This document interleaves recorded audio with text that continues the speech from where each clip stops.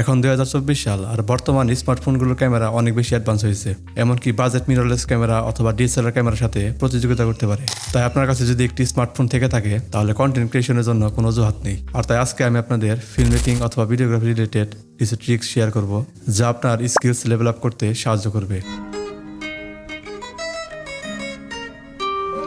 So what's up guys, my name is Prince Mahmoud and I am a small content creator and this video must for aspiring YouTuber, social media content creator অথবা যারা ভিডিওর জন্য quality upgrade করতে যাচ্ছেন। তো এই 5 মিনিটের ভিডিওতে আমি আপনাদের মাঝে তুলে ধরার চেষ্টা করব কিছু মেজর ট্রিক্স, যেমন কি অ্যাপ ব্যবহার করবেন, ক্যামেরা সেটিং কি রাখতে হবে, ভিডিও এডিটিং কিভাবে করতে হবে, কি গিয়ারস ব্যবহার করবেন, আর এই সব কিছু মাত্র 5 মিনিটে। Okay, so let's start with gears. আমি যে মোবাইল ব্যবহার করছি সেটি হলো স্যামসাং গ্যালাক্সি S21 FE। আপনার কাছে যে মোবাইল আছে সেটিও মোর দ্যান এনাফ, মানে 10টি ক্যামেরা থাকলে হয়েছে। Apple, Google, Samsung, Oppo, Xiaomi, Vivo এইসব মোবাইলে আজকাল অনেক ভালো ক্যামেরা ব্যবহার করতেছে। আর মোবাইল যত এক্সপেন্সিভ হোক না কেন, যদি ট্রিক্স জানা না থাকে তাহলে কখনোই প্রফেশনাল ভিডিও ক্যাপচার করতে পারবেন না। Number 2 is camera setting.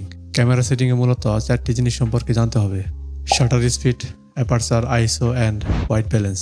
Unfortunately আমাদের মোবাইলে যে ক্যামেরা থাকে সেখানে এইসব সেটিং অটো মোডে থাকে, ম্যাক্সিমাম ফোনে আর কি, যার ফলে আমরা নিজেদের মতো করে সেটিং চেঞ্জ করে ভিডিও রেকর্ড করতে পারি না। বাট এর সলিউশনও আছে। প্লে স্টোর ও অ্যাপ স্টোরে অনেক ক্যামেরা অ্যাপ আছে। আমার ফেভারিট অ্যান্ড্রয়েডের জন্য সিনেমা IB5 আর অ্যাপলের জন্য ফিল্মিক প্রো। তো সর্বপ্রথম যে সেটিংটি চেঞ্জ করবেন সেটি হলো ভিডিও রেজলিউশন। আপনার ফোন যদি 4K ক্যাপেবল হয় তাহলে চেষ্টা করবেন 4K তে শুট করার, কারণ 4K ফুটেজ আপনি চাইলে পরে এডিটিং এর সময় জুম করতে পারবেন। এরপর আপনার যেতে হবে ফ্রেম রেটের ভিতরে। যদি আপনার video normal talking head video হয় তাহলে ফ্রেম রেট রাখবেন 24 FPS, বা আপনার যদি স্লো মোশনের প্রয়োজন না হয়ে থাকে, ভিডিওতে 24 FPS রাখার ফলে ন্যাচারাল মোশন ব্লার ক্রিয়েট হয়। আর আপনি যদি স্পোর্টস ভিডিও অথবা এমন কোনো ভিডিও যা পরে আপনি স্লো করবেন তাহলে FPS রাখবেন 60 FPS অথবা 120 FPS, এতে করে আপনারা স্মুথ স্লো মোশন পাবেন। তো এখন কথা বলা যাক শাটার স্পিড নিয়ে। আর শাটার স্পিড রাখার নিয়ম হলো, আপনি যে ফ্রেম রেটে ভিডিও শুট করবেন শাটার স্পিডটা ডাবল রাখবেন। যদি 24 FPS এ শুট করেন তাহলে শাটার স্পিড রাখবেন 1/50, আর যদি 30 FPS এ শুট করেন তাহলে শাটার স্পিড রাখবেন 1/60, অথবা যদি 60 FPS এ শুট করেন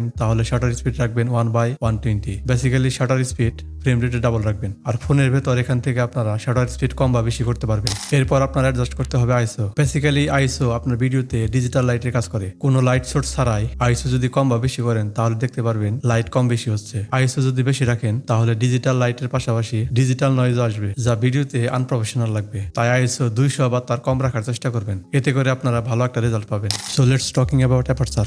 আনফরচুনেটলি স্মার্টফোনের ক্যামেরাতে অ্যাপারচার ফিক্স থাকে, যে কারণে নিজের ইচ্ছা মতো অ্যাপারচার চেঞ্জ করা যায় না। আর সর্বশেষ white balance. Basically white balance হলো ভিডিওতে টেম্পারেচার অ্যাডজাস্ট করা। যেমন ধরেন আপনার ভিডিওতে ওয়ার্ম টোন চাচ্ছেন নাকি কুল টোন চাচ্ছেন, সেটি এই হোয়াইট ব্যালেন্সের মাধ্যমে অ্যাডজাস্ট করতে পারবেন। আর এই হোয়াইট ব্যালেন্স অ্যাডজাস্ট করে অনেক ক্রিয়েটিভ শট নেওয়া যায়। আর আপনি যদি আউটডোরে শুট করেন তাহলে অলওয়েজ ট্রাই করবেন সকালবেলা অথবা বিকালবেলা গোল্ডেন আওয়ারে শুট করার, মানে সানরাইজের পরে অথবা সানসেট হবার 30 মিনিট বা 40 মিনিট আগে। আর ইনডোর শুট করার জন্য যদি সফট বক্স অথবা রিং লাইট না থাকে, জানালার লাইট ব্যবহার করতে পারেন। তো এখন কথা বলা যাক এডিটিং নিয়ে। আপনার এডিটিং স্কিল ভালো থাকলে ক্রিয়েটিভ ওয়েতে মানুষের মাঝে প্রেজেন্ট করতে পারবেন আপনার ভিডিও। আপনার কাছে যদি কোনো ল্যাপটপ বা পিসি না থাকে তাহলে আপনার মোবাইলে ক্যাপকাট ব্যবহার করে প্রফেশনাল লেভেলে ভিডিও এডিটিং করতে পারবেন। আর যদি ল্যাপটপ বা পিসি থাকে তাহলে প্রিমিয়ার প্রো, দাভিন্সি রিজলভ ও ক্যাপকাট ব্যবহার করতে পারেন। এই 3টি সফটওয়্যারের মধ্যে দাভিন্সি ও ক্যাপকাট হলো ফ্রি, এর পেইড ভার্সন আছে, সেটি আপনার খুব একটা বেশি দরকার হবে বলে মনে হয় না। তো এই ছিল সাম মেজর ট্রিক্স যা সিনেমাটোগ্রাফি ও ভিডিওগ্রাফির ক্ষেত্রে অনেক বড় ভূমিকা পালন করে। আর এই সব কিছু ব্যবহার করে যদি ভিডিও বানান আর সেই ভিডিওতে যদি স্টোরি না থাকে তাহলে আপনার ভিডিও কেউ দেখবে না। স্টোরি টেলিং খুব ইম্পর্টেন্ট একটা ভিডিওতে। আর স্টোরি টেলিং সম্পর্কে যদি কোনো ভিডিও দেখতে চান তাহলে কমেন্ট করে জানাবেন, ইনশাআল্লাহ আমি একদম সহজ ভাষায় বোঝানোর চেষ্টা করব। আর ভিডিওটি যদি হালকা ভালো লেগে থাকে তাহলে ভিডিওটি লাইক আর চ্যানেলটি সাবস্ক্রাইব করে রাখতে পারেন।